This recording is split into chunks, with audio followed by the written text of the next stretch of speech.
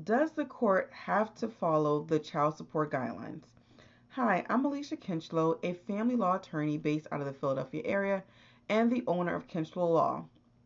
Now, in Pennsylvania, child support is established generally using the child support guidelines.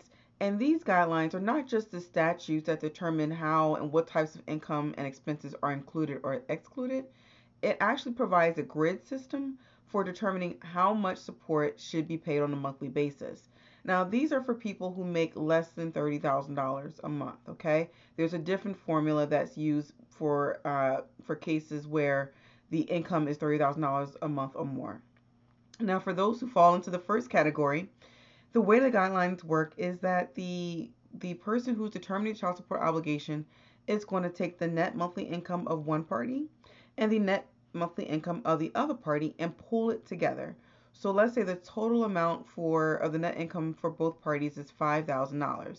You would take that $5,000 and you would go down the grid and you would go over to the side and look at what the number of children for the parties together would be, and it would tell you how much money theoretically is needed in order to raise a child or family of that size.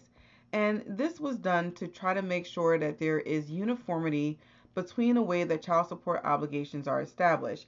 And that ensures that a person who's in one county is not treated completely different than a party that's in another county, or sometimes even just the same different parties in the same county. So again, it gives us some uniformity, an idea of what to expect based on the incomes of the parties. Now, one of the things that we talk about is whether or not someone can deviate from the guidelines. And that means, can a master or a domestic relations officer go away from the guidelines? And the answer is yes. There are several reasons that the statutes themselves provide are reasons for deviating from the guidelines. Now, it's important to understand that deviations are not just downward. Often we think about them lowering the amount of child support, but actually it can actually make the child support go up. So I'm going to go over 8 reasons that the court may deviate away from what the child support guidelines suggest is the appropriate amount of support. Now, the first one is going to be unusual needs and unusual fixed obligations of either party. So again, this is whether the person's paying or receiving the support.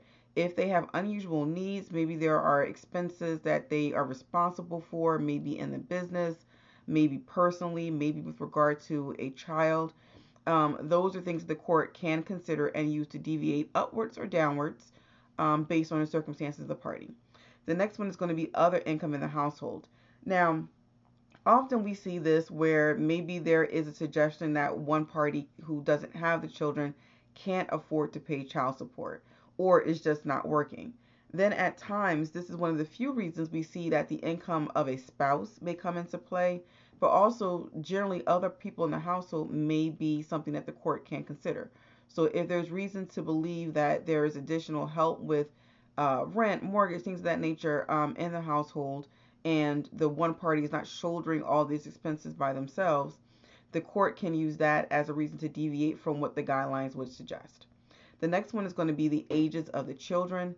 So again, you're looking at, how old they are, how young they are, and what their needs are. Next is the relative assets and liabilities of the parties. So again, the court generally in both stages, they're asking people to fill out a budget or an income statement that kind of explains where their money goes. And that helps the court to understand sometimes if there are these assets and liabilities that are there that are of use and are ways for additional income to the parties, as well as maybe other expenses that they're responsible for. So those are, again, things that the court can consider. Again, the first preference, I'm going to kind of take a breath here. The idea is that you have to be responsible for the care of your child first before most of your other responsibilities. That's how the court looks at things. But the court also understands that at certain times you are responsible for these things that you have are financially obligated to through contracts, through other responsibilities. So the court will sometimes give some leeway in those situations, but not in all. Okay. The next one are going to be medical expenses not covered by insurance. And this can be for anyone, not just the child or children that are relevant to this particular claim for support, but it can also be other children that that person or that party is responsible for, or it can be themselves if they're ill and have to have certain type of medication that's not covered. Those are things that the court can consider as well. Next, the standard of living between the parties. And this can kind of be a thing that weighs heavily in situations where maybe parties split up and one party was the homemaker and does not have a significant amount of income, and the other one has a significant amount of income. And it doesn't have to be a dramatic difference between the two, but they will look at the standard of living in each household and see what is needed to put them on similar footing. But again, not a requirement, and they're looking to see whether the needs of the children are met. But something like this can be established through testimony, through evidence of what the standard of living is and was between the two different households. All right, next is, and the last one is kind of the catch-all. So any other relevant and appropriate factors, including the best interest of the children. So this gives a master or someone else, a domestic relations officer, but generally a master because they're the only ones who really can deviate from the guidelines. Means by which they can consider other things that are not in those things that I just mentioned as reasons from deviating away from the guidelines. So it's important for you to discuss these things with your attorney. Sometimes we may not like what the calculations spit out in terms of what a support obligation is going to be. We may not like the way that an adjustment gets made for tuition costs or childcare costs, but the court can look at these other factors. And again, that catch-all, that eighth factor, that catch-all factor, about any other relevant factors and what is in the best interest of the children to determine whether or not there should be a deviation upwards or downwards from what the guidelines suggest is the appropriate amount of support.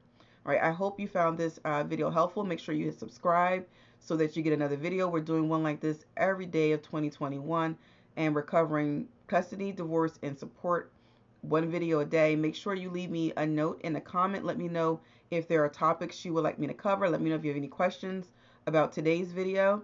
And until next time, take care.